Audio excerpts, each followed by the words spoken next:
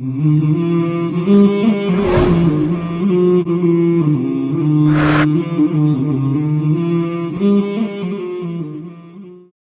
علیکم ورحمۃ اللہ وبرکاتہ۔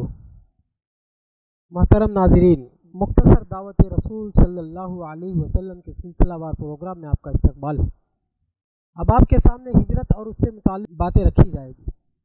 بسم اللہ الرحمن الرحیم، نحمدہ ونصلی علی رسول الکریم، اما بعد، اعوذ باللہ من الشیطان الرجیم، بسم اللہ الرحمن الرحیم۔ انہم یکیدون کیدا واکید کیدا فمہل الکافرین امہلہم رویدا۔ دنیا میں اسلام کے خلاف اٹھنے والی طاقتوں کے تین الگ الگ چہرے ہیں۔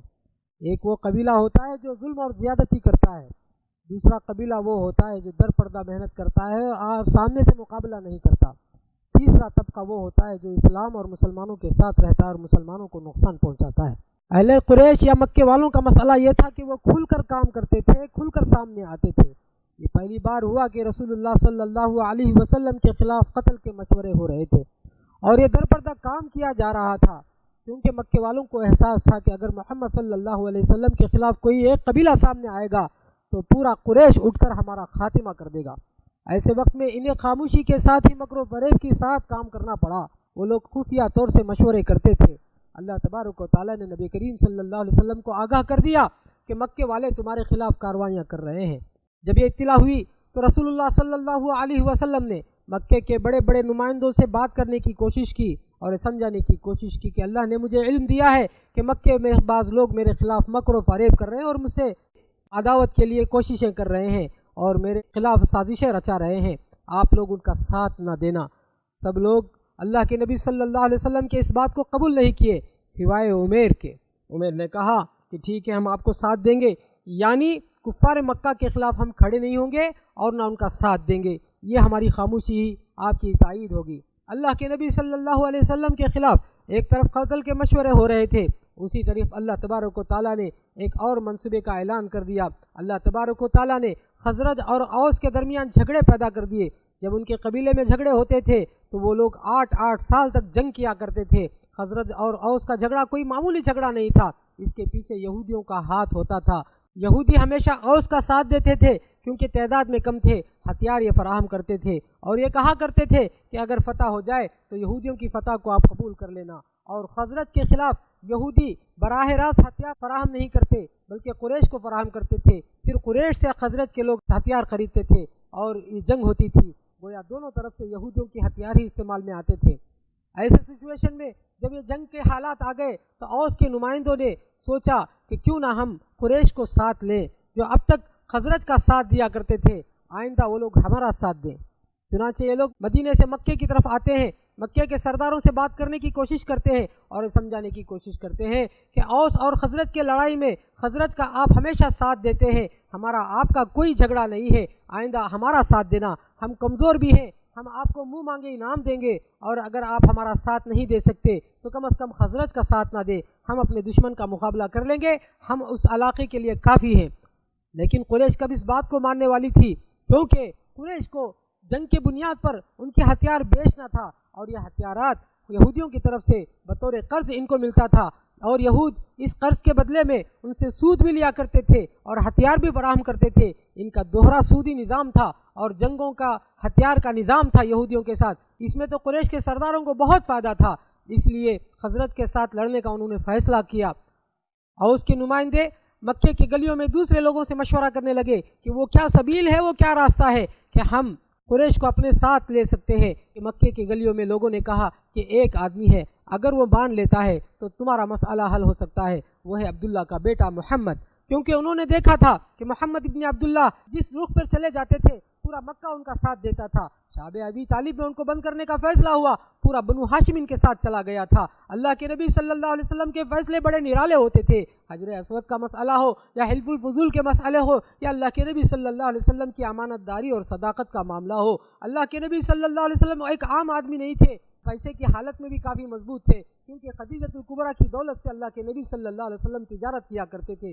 اچھے خاصے مالدار تھے، لوگوں کے ہمدرد تھے، غمخوار تھے، لوگوں کی مدد کرنے والے تھے، اس لیے مکے والے دل سے محمد صلی اللہ علیہ وسلم کے ساتھ تھے۔ مکے والوں نے سمجھایا کہ اگر محمد ابن عبداللہ تیار ہو جاتا ہے تو پورے مکے والے تمہیں ساتھ دے سکتے ہیں، اس لیے آپ محمد ابن عبداللہ کو تیار کر لو۔ چنانچہ اوس کے لوگ اللہ کے نبی صلی اللہ علیہ وسلم کو تلاش کرتے ہیں۔ اللہ کے نبی صلی اللہ علیہ وسلم ایک مکے کی وادی میں تشریف رکھتے ہیں۔ اوس کے جو لوگ اللہ کے نبی صلی اللہ علیہ وسلم کے پاس پہنچ کر اپنا دکھڑا سناتے ہیں۔ اللہ کے نبی صلی اللہ علیہ وسلم کہتے ہیں کہ جنگ سے اچھی تجویز ہمارے پاس ہے، اگر آپ تیار ہیں تو ہم آپ کے سامنے رکھنے کے لیے تیار ہیں۔ اوس نے کہا کہ ایسی کون سی رائے ہے کہ جنگ سے بھی اچھی رائے ہو جائے، سب لوگ اس کے لیے تیار ہو جائیں۔ تو اللہ کے نبی صلی اللہ علیہ وسلم نے فرمایا قولوا لا الہ الا اللہ تدین لکم العرب والعجم، تمہیں صرف مدینہ کی پڑی ہے، مکہ اور مدینہ صرف نہیں، پورا دنیا تمہارے قدموں تلے آ جائے گا، تمہیں لا الہ الا اللہ کو قبول کرنا پڑے گا۔ ایک اللہ کو ماننے سے سارے مسئلے حل ہو جائیں گے۔ اللہ کے نبی صلی اللہ علیہ وسلم کا درد، اللہ کے نبی صلی اللہ علیہ وسلم کی تڑپ، اللہ کے نبی صلی اللہ علیہ وسلم کی فکر ان چیزوں میں کھل کر آتی ہے کہ قوموں کے مسائل الگ تھے، قوموں کی پریشانیاں الگ تھی، نبی کی تکلیف الگ تھی، نبی کا درد الگ تھا، نبی کی جستجو الگ تھی، نبی کی تڑپ الگ تھی کہ لوگ دنیا کے پیچھے جا رہے ہیں، دنیا کے لیے بہت بھاگ دوڑ کر رہے ہیں، اصل مسئلہ انسان کی نجات کا ہے، اخروی نجات کا ہے، دنیا میں امن اور شانتی کا مسئلہ ہے۔ وہ ایک لا الہ الا اللہ کے تلے جب تک انسان نہیں آئے گا، نہ دنیا میں وہ سکون پا سکتا ہے، نہ آخرت میں سکون پا سکتا ہے۔ اس درد کو نبی صلی اللہ علیہ وسلم نے لوگوں کے سامنے رکھا۔ یہ بات ہم داعیوں کے لیے بہت سبق آموز ہے کہ لوگوں کے مسائل بہت ہوں گے، پریشانیاں بہت ہوں گے، لیکن داعی کی فکر یہ ہونی چاہیے کہ سب سے پہلے اس کو لا الہ الا اللہ کی تبلیغ کرے، کیونکہ اس سے بڑا درد، اس سے بڑی تکلیف، اس سے بڑی پریشانی انسانیت کے اور کیا ہو سکتی ہے کہ ایک اللہ کو مانے بغیر انسان دوسروں کے سامنے سر جھکاتا ہے اور اس کو خوش کرنے کے لیے اپنی آخرت برباد کرتا ہے۔ ایک نبی اسی فکر کے ساتھ کام کرتے ہیں۔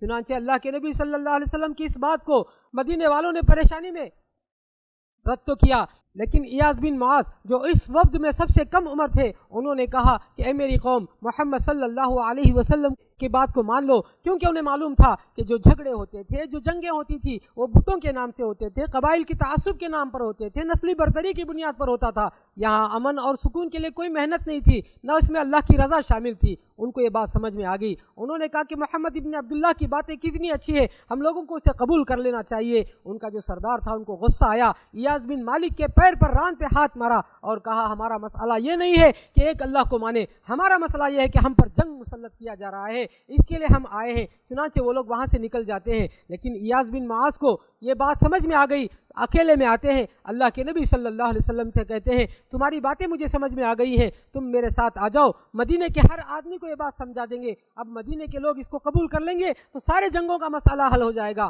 اللہ کے نبی صلی اللہ علیہ وسلم نے کہا کہ نبیوں کے لیے زیبا نہیں دیتا کہ اللہ کی اجازت کے بغیر وہ ہجرت کرے، جب تک اللہ تعالیٰ اجازت نہیں دیتا ہم ہجرت نہیں کر سکتے ہیں۔ آپ جائیے، اپنے علاقے کے لوگوں پر کام کیجیے، ان میں سے کچھ لوگوں کو لے کر آئیے، اگر وہ مان جاتے ہیں تو پھر ہم آگے جانے کی اور بڑھنے کی بات کرتے ہیں۔ چنانچہ یہ جاتے ہیں، پھر دوبارہ ایاز بن مالک 12 فرد کو اللہ کے نبی صلی اللہ علیہ وسلم کے پاس لے آتے ہیں۔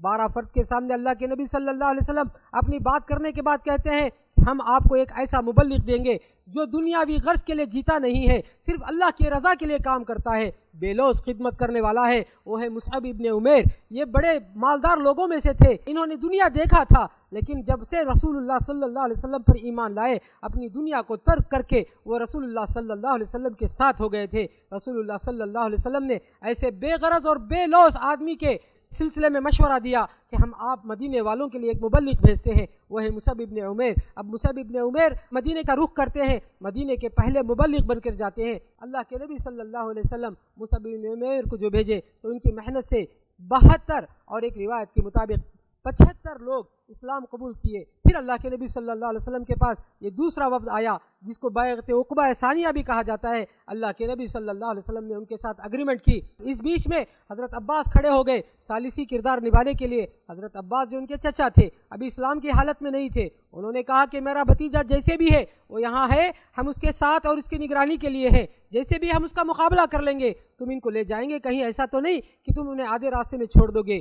اب بیعت عقبہ میں کیا تھا، انصار صحابہ نے کہا کہ پہلے ہماری جانیں جائیں گی، اس کے بعد لوگ محمد ابن عبداللہ تک پہنچیں گے۔ حضرت عباس نے کہا کہ سوچ لو کیا کہہ رہے ہو، ایسا نہیں ہے، یہ مسئلہ چھوٹا نہیں ہے، محمد ابن عبداللہ کو لے جانا گویا پوری دنیا سے جنگ کی بات ہے۔ کیا آپ اس کے لیے تیار ہیں؟ مدینے والوں نے کہا کہ ہم سب کے لیے تیار ہیں، ہم اپنے رسول کو اپنے ساتھ لے جانے کے لیے تیار ہیں۔ چنانچہ عباس رضی اللہ عنہ نے ان لوگوں کے درمیان اگریمنٹ کی۔ اللہ کے نبی صلی اللہ علیہ وسلم نے کہا کہ اب کی بار تو ہم نہیں آ سکتے، ہم یہ وعدہ کرتے ہیں کہ جب اللہ تبارک و تعالیٰ کی طرف سے ہجرت کی اجازت ہوگی ہم تمہارے علاقے کو آئیں گے۔ چنانچہ وہ وقت واپس چلا جاتا ہے۔ ان لوگوں کے درمیان ابھی باتیں ہوتی ہیں اور رات کا سناٹا ہوتا ہے کہ ایک زوردار آواز آتی ہے اور یہ نام لے لے کر اے بنو فلاں، اے بنو فلاں، اے بنو فلاں، محمد ابن عبداللہ کے ساتھ مدینے والوں نے صلح کر لیا ہے، اگریمنٹ کر لیا ہے، تمہارے خلاف جنگ کا اعلان کر لیا ہے۔ یہ باتیں کیا سننے تھی؟ قریش کے سردار ایک لخت اٹھتے ہیں اور مدینے کی گلیوں میں تلاش کرتے ہیں، کیونکہ اب تک جو بھی وفد آتا تھا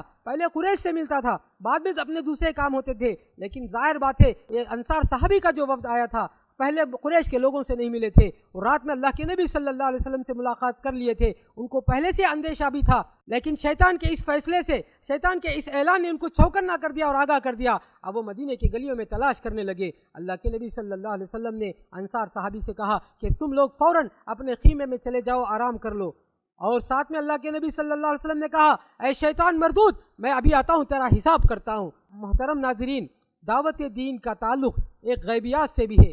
ہم جس راستے میں چل رہے ہیں یقیناً اس راستے میں جو مسائل آئیں گے وہ آئیں گے، ہمیں یہ بھی جان لینا چاہیے کہ ہمارا اصل دشمن شیطان ہے جو ہمارے پیچھے ہمیشہ لگا ہوا ہے۔ تو ہم کس حالت میں ہے کہ اس شیطان مردود کے مکر و فریب سے ہم غافل رہ کر دین اور دعوت کا کام کرنا چاہتے ہیں۔ اس میں ہمارے لیے سبق ہے کہ ہم اللہ تبارک و تعالیٰ کے دین کے لیے جب کھڑے ہوں گے تو اپنے دشمن کو پہچانے۔ انسان ہمارا دشمن نہیں ہے، انسان کو دوزخی بنانے کے لیے جو طاقت لگی ہوئی ہے وہ شیطان ابلیس، وہ اصل ہمارا دشمن ہے۔ اس سے دوستی کے ساتھ ہم دعوت کا کام نہیں کر سکتے، ہمیں اللہ سے قریب ہو کر دعوت کا کام کرنا ہے، شیطان سے دشمنی کرتے ہوئے، اس کے مکر و فریب سے آگاہ رہتے ہوئے اللہ کے دین کی سربلندی کے لیے محنت کرنا پڑے گا۔ اللہ تعالیٰ سے دعا ہے اللہ تبارک و تعالیٰ ہم سب کو سیرت رسول صلی اللہ علیہ وسلم سے دعوتی استفادے کی توفیق نصیب فرمائے۔ وآخر دعوانا ان الحمدللہ رب العالمین۔ السلام علیکم ورحمۃ اللہ وبرکاتہ۔